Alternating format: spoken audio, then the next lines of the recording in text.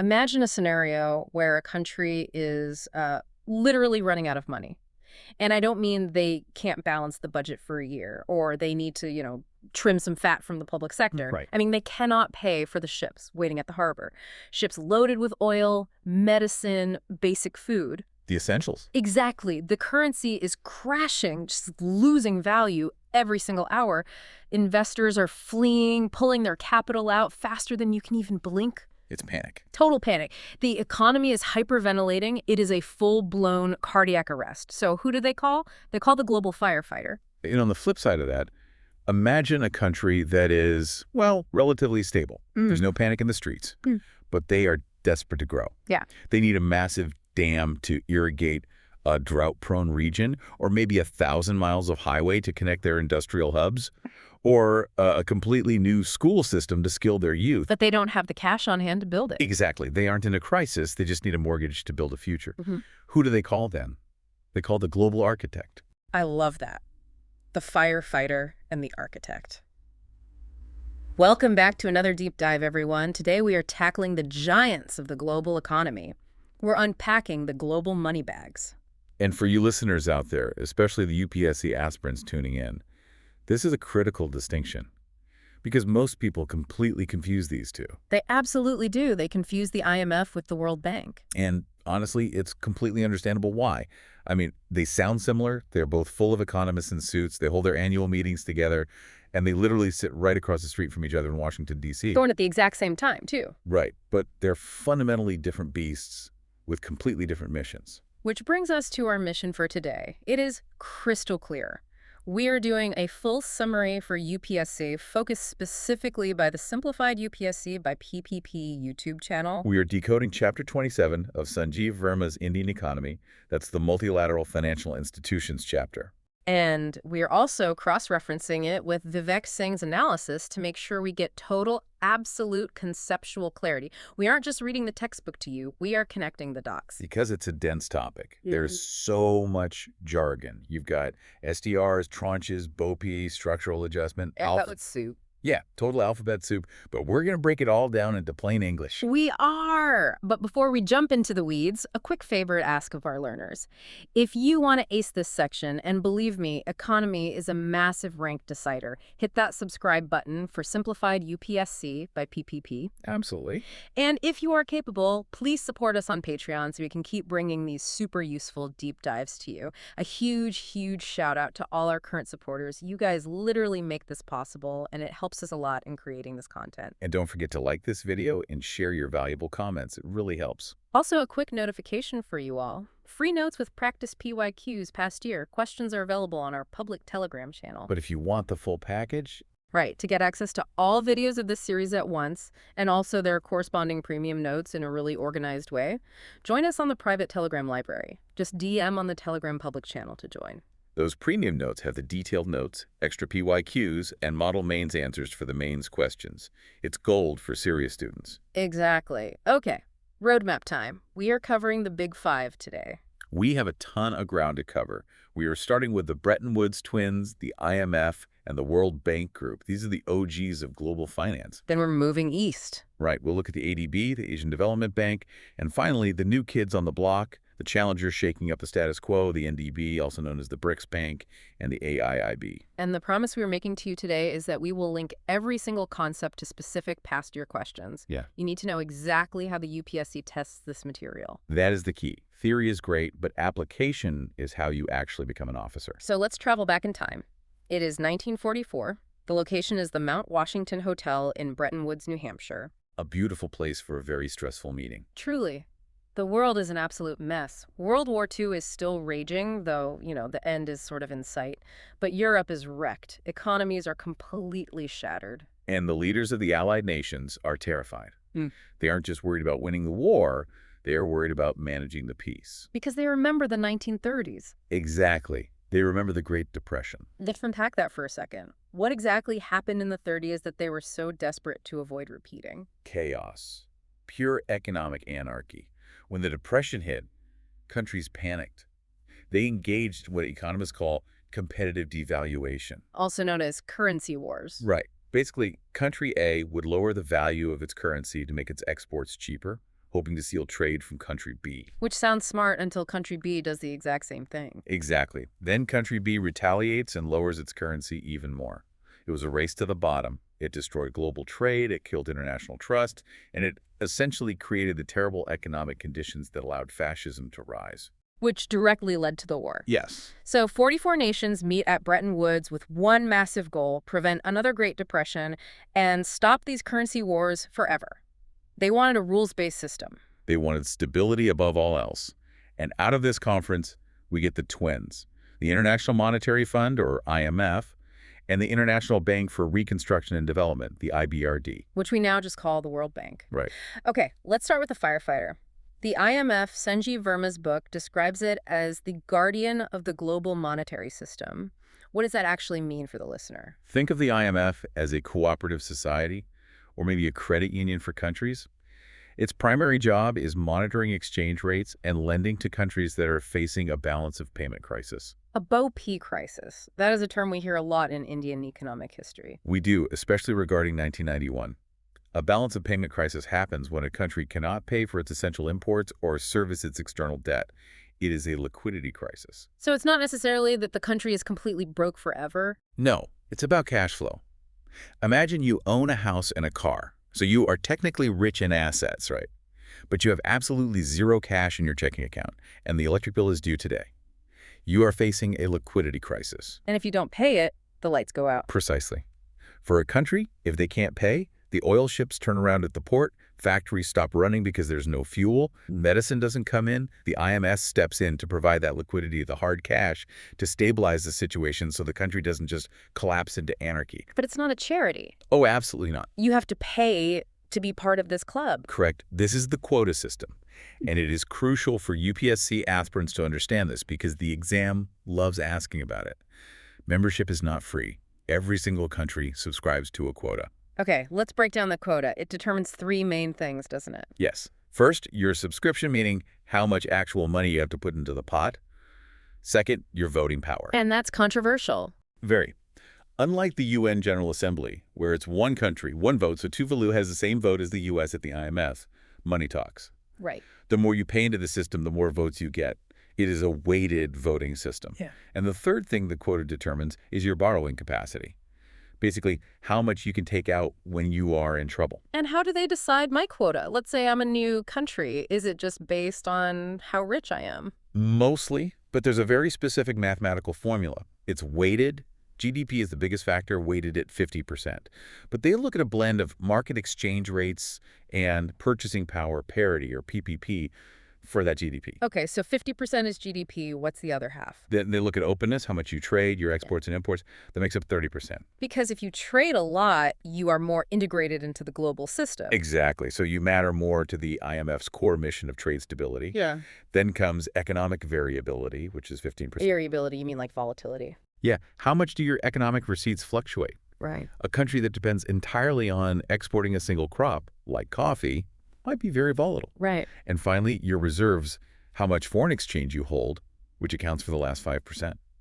So for the listener taking notes, GDP is 50, openness 30, variability 15, reserves 5. That's the magic formula. Now, this naturally leads us to something that sounds like money but isn't actually money, the SDR special drawing rights. Ah, yes. Paper gold. Paper gold. I always found this term so fascinating. Let me ask you this. If I have a pocket full of SDRs, can I go down to the market and buy a loaf of bread? Can a country buy a tank with it? Absolutely not. Yeah. You cannot buy bread, you cannot buy oil, you cannot buy anything with SDRs directly. An SDR is not a currency. Then what is it? It is not a claim on the IMF itself either. It is a potential claim on the freely usable currencies of IMF members. So it's kind of like a coupon that I can trade in for real cash. That's a really good analogy. Think of it as a specialized voucher system. It's an asset held in your foreign reserves. If India faces a sudden shortage of dollars, it can go to the IMF mechanism and exchange its SDRs with another member country, say the USA or Japan, to get that hard currency. Now, this connects directly to a PYQ, doesn't it? It does. 2016 prelims, the UPSC asked a direct question about the SDR basket. Because the value isn't just pulled out of thin air. Right, the value of an SDR is calculated based on a weighted basket of major global currencies. For a very long time, it was just an exclusive club of four: the US dollar, the euro, the Japanese yen, in the British pound sterling. But that changed, and it was a big deal. A huge change. In October 2016, the IMF officially added the Chinese renminbi, or the yuan, to the basket. That is massive. That's essentially the world, or at least the Western-dominated financial system, acknowledging China as a full-blown financial superpower. It was a massive strategic shift. It made the renminbi a recognized global reserve currency. For the exam, you need to memorize those 5: dollar, euro, yen, pound, and renminbi. So if a question gives you, I don't know, the Canadian dollar or the Swiss franc. They are wrong. They aren't in the basket. Okay, clear enough. Another term I see popping up in Sanjeev Verma's chapter is the reserve tranche position, or RTP. This was also a prelims question recently in 2020. What exactly is a reserve tranche? Think of it this way. When you join the IMF, you pay your quota, right? Right, the subscription we talked about. Now, a portion of that quota, usually 25%, has to be paid in hard currency, like dollars or euros or historically in gold. The remaining 75% is paid in your own domestic currency, like rupees. Okay. That 25% that you paid in hard currency, that is your reserve tranche. So it's literally a money I park there. Exactly. And the unique thing about the reserve tranche is that you can take it back whenever you want. It's basically your own emergency savings parked at the IMF. You can access it without any strict conditions, no structural adjustments, no questions asked. Which is why the 2020 prelims question was framed the way it was. Right. It basically asked what gold tranche or reserve tranche refers to, and the correct option was simply a credit system granted by the IMF to its members. It's essentially the country saying, hey, I'm taking my own money back for a minute. Precisely. And a key fact for the listener, it counts as part of your country's foreign exchange reserves. When the RBI releases the data on India's forex reserves, the RTP is included in that total number. Now let's talk about India's specific relationship with the IMF, because we have a bit of history there. It hasn't always been, smooth sailing. No, it definitely hasn't. India is a founder member. We were at the table at Bretton Woods in 1944. But for a very long time, we were strictly a borrower. Everyone remembers the 1991 crisis. The Bhopay crisis we mentioned earlier. India had to physically airlift gold to London. Yes, to pledge it as collateral for an emergency IMF loan, just to avoid defaulting on our international obligations. A pretty humiliating moment for the economy at the time. It was, but it forced our hand on reforms. That IMF loan came with strict conditionalities we had to open up the economy. That was the birth of the LPG reforms. Liberalization, privatization, globalization. But here's where it gets really interesting, and this is a point Sanjeev Verma highlights really well. Since 2002, India has shifted gears entirely. We went from being a borrower to a lender. Wait, we actually lend money to the IMF now? We do. India contributes to the IMF's financial transaction plan. We provide resources that the IMF then uses to lend to other struggling countries. That's a complete 180. From shipping gold out on airplanes to becoming a creditor. It really reflects the sheer growth of the Indian economy over the last 2 decades. In terms of power, India holds about 2.75% of the total IMF quota. That makes us the 8th largest shareholder globally. 8th largest. Yes. We are behind China, naturally, but we are actually ahead of Russia and Brazil. That is a great ranking to memorize for the prelims. 8th largest, 2.75%. Now, before we leave the IMF and cross the street to the World Bank, I want to touch on their lending facilities, because this came up in the 2022 prelims. You're talking about the RFI. Right, the rapid financing instrument. The question literally just asked which institution the RFI belongs to. And the answer is the IMF. Yes. But let's explain why it exists. The key word here is rapid. Usually IMF loans come with those strict conditionalities we talked about for 1991 structural adjustments, austerity measures, cutting government subsidies. Which countries generally hate. It feels like losing your economic sovereignty to a bunch of bankers in Washington. Exactly. It's politically toxic. But the RFI is designed for situations where you need help right now.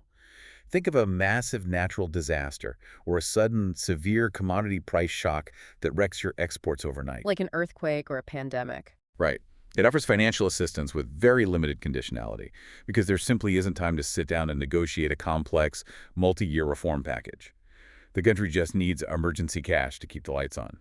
Okay, so just to summarize the IMF side of things for you listeners, IMF equals macro stability, BOP crises, quotas, SDRs, and emergency tools like the RFI.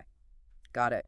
Now let's walk across the street in Washington, D.C. to the global architect, the World Bank Group. The builder. If the IMF is macro stability, the World Bank is micro development.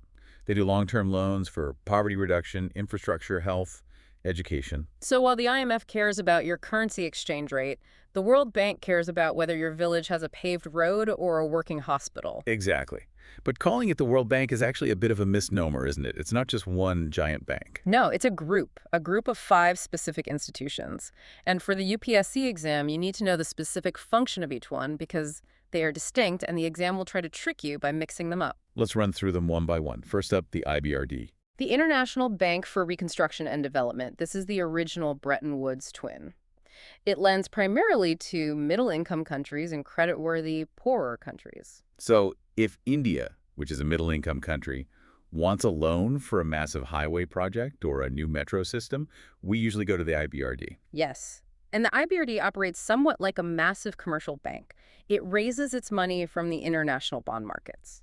Because it has a rock-solid AAA credit rating, it can borrow money very cheaply. And then it turns around and lends that money to developing countries at interest rates that are much better than those countries could ever get on their own in the open market. Right.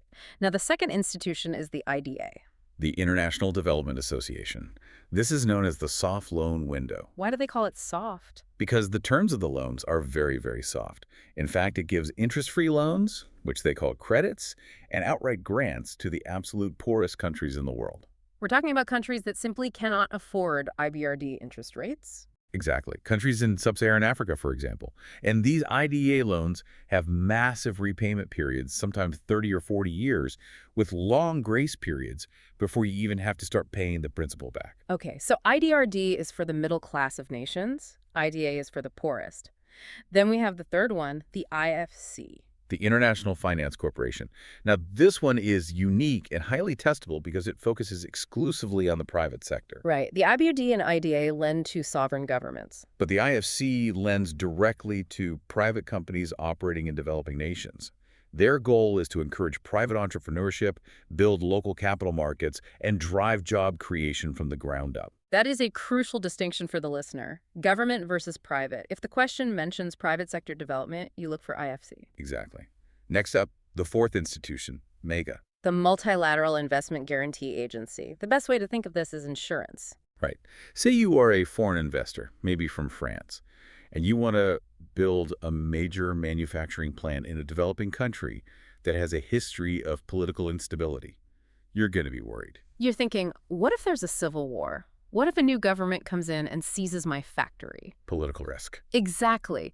MIGA provides political risk insurance to encourage foreign direct investment, or FDI, into these developing countries. It basically tells the investor, go ahead and build the factory. If things go completely wrong politically, we've got your back. We will compensate you. It's brilliant because it facilitates investment flows to places that might otherwise be considered way too risky by standard corporate boards. And finally, we arrive at the fifth one, the ICSID. The International Center for Settlement of Investment Disputes. This is basically an international arbitration court. It's designed to settle legal disputes between foreign investors and host states. But here is the massive prelims trap for our listeners. I love a good trap. Lay it out. India is not a member of ICSID. Wait, really? We are in the other 4, IBRD, IDA, IFC, and MIGA, but not this one. Correct. India is a member of the first 4, but we never signed the ICSID convention. Why? What's the logic there? It comes down to national sovereignty. From India's perspective, the ICSID convention is inherently biased towards developed nations and massive multinational corporations. Ah, I see. We believe that if a foreign company operates in India and has a dispute, that dispute should largely be settled within the Indian domestic legal system. We don't want a panel of foreign arbitrators sitting in Washington deciding whether an Indian public policy was fair or not, or overriding our Supreme Court. That is a golden nugget for the exam. India is not in ICSID. Write that down in your notes right now. It is a classic exclusion trap that UPSC sets up. Before we move on to the next segment, let's briefly talk about reports. The UPSC exam absolutely loves asking who publishes this report. They do. Every year there's at least one question like that. For the World Bank, the big one you need to know is the World Development Report. And historically, the Ease of Doing Business report was their massive flagship publication, right? Yes. It was discontinued recently due to some serious data manipulation controversies involving a few countries. But for past context and historical PYQs, knowing it was a World Bank product is still important. And how does that contrast with the reports from our firefighter, the IMF?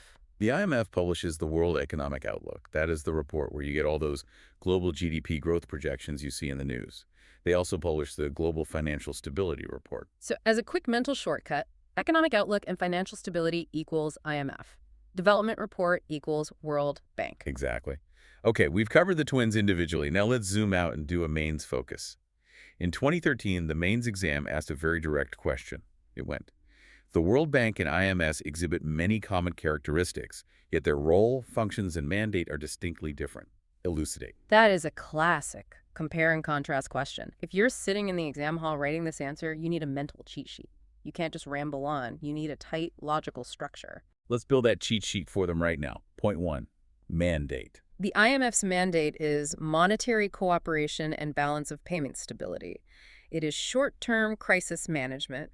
It oversees the plumbing of the international system. While the World Bank's mandate is development and poverty reduction, long-term economic growth, it funds the actual players operating within the system. Point 2, source of funds. The IMF relies on member quotas. It's a pooled fund of contributions from its member states. Whereas the World Bank relies heavily on borrowing from international bond markets. It issues bonds, raises money from private investors globally, and then lends it out. Point 3, lending style. IMF loans are policy-focused. They tell a country, fix your budget, devalue your currency, cut your fiscal deficit. World Bank loans are traditionally project-focused. Build this specific dam, improve this specific school system, lay down this fiber optic cable. Though, to be totally accurate, keep in mind the World Bank does do some policy loans. Now they call them development policy loans. But their historical DNA is absolutely projects. Right. And point 4, leadership tradition. This is an unwritten rule, but a very strict one. Yes, tradition dictates that the managing director of the IMF is always a European, and the president of the World Bank is always an American. It is a pure legacy of U.S. and European dominance dating all the way back to 1944. Which naturally leads to some serious resentment from the rest of the world today, especially from the rapidly rising Asian powers. They look at this arrangement and say, the world has changed drastically since 1944. Why hasn't the leadership of these institutions? Absolutely. And that resentment, that feeling that the Bretton Woods institutions are just too Western-centric and slow to reform, is exactly why we are seeing the rise of the Asian giants. Which brings us perfectly to segment 4, the Asian shift. Let's start with the older cousin in this space, the ADB, or Asian Development Bank. The ADB was established back in 1966. Its headquarters are in Manila, in the Philippines. Yeah. Its primary goal was poverty reduction specifically in the Asia-Pacific region. But looking at its internal structure, did it really manage to escape that Western influence we just talked about? Not really, no. It was modeled very closely on the World Bank structure. And if you look at the voting power within the ADB today, Japan and the USA are the largest shareholders by far. They essentially dominate the major decision-making. So it's essentially the World Bank model just transplanted geographically to Asia, with Japan taking a lead regional role right alongside the U.S. Exactly. Now, India is a founding member of the ABB, and we are a major borrower. Actually, we are frequently the absolute largest borrower from the ADB for massive infrastructure projects, especially in transport and energy.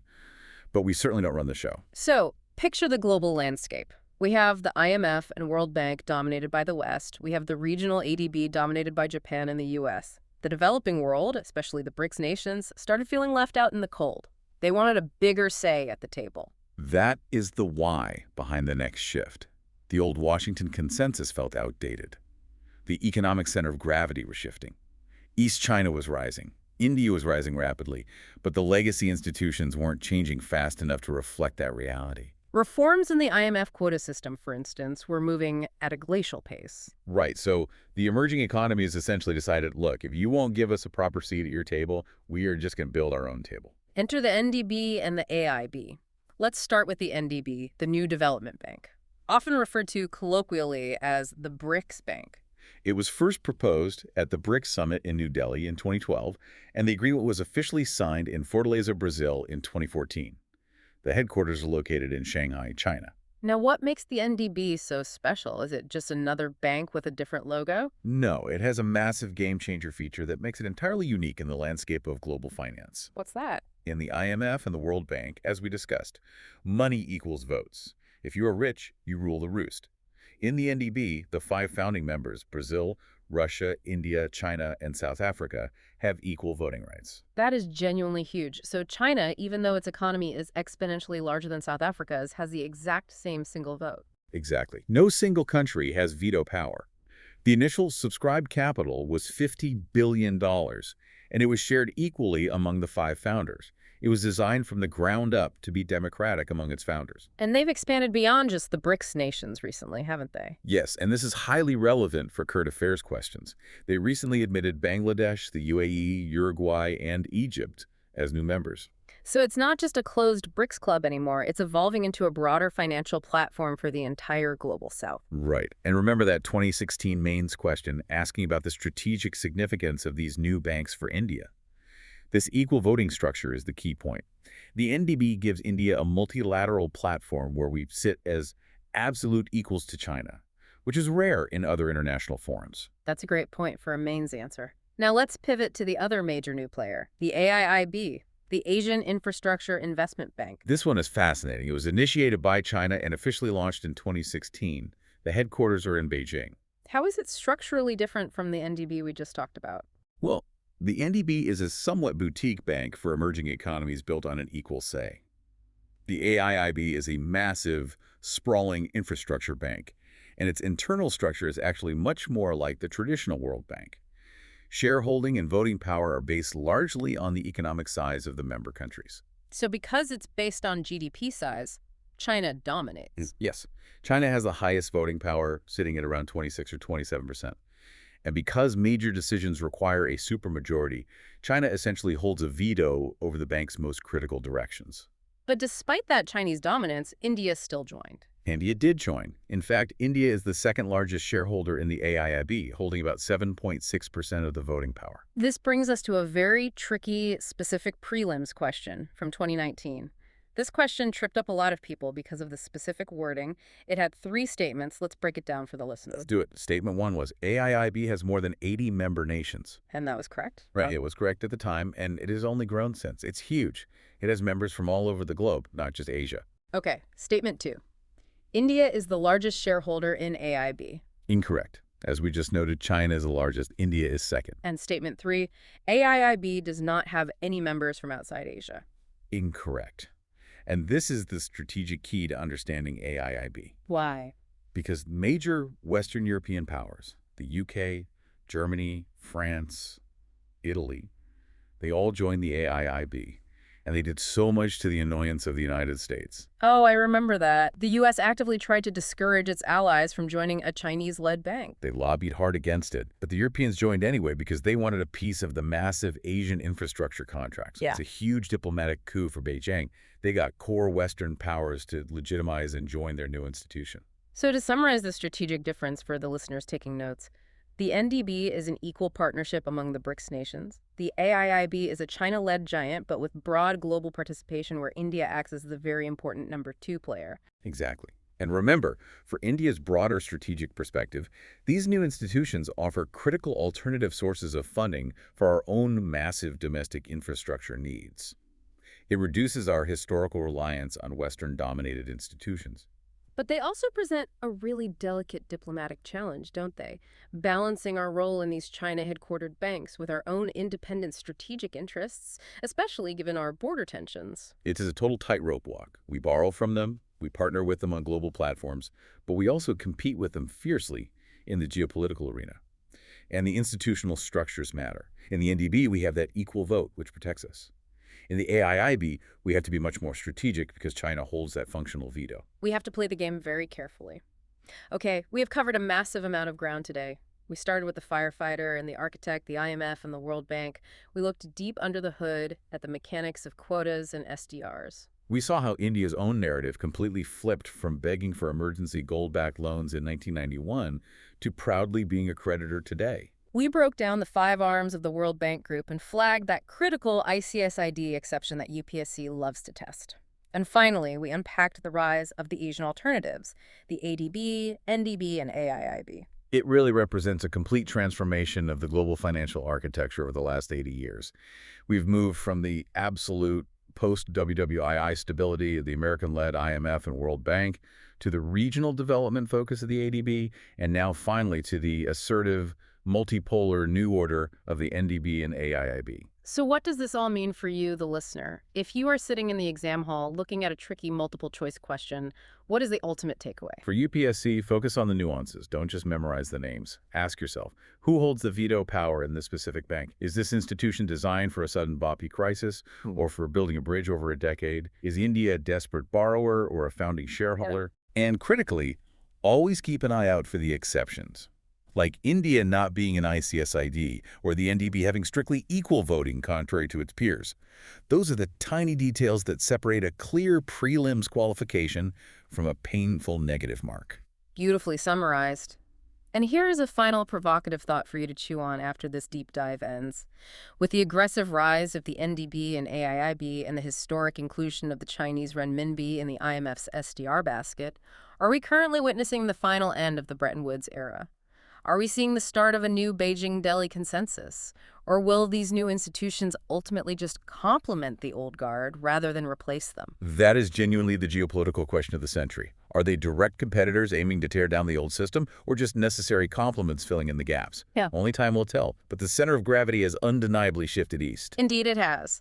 Well, if this deep dive clarified the alphabet soup of global banking for you, please make sure to subscribe to Simplified UPSC by PPP. And again, your support on Patreon really helps us keep the lights on and allows us to spend the hours doing this level of deep research for you. Join the public Telegram for the free notes and PYQs, and DM to join the private library for the premium notes specifically. You'll want the comparison charts we've made for these banks. They will save you hours of revision time. Keep studying hard, and we will see you in the next deep dive.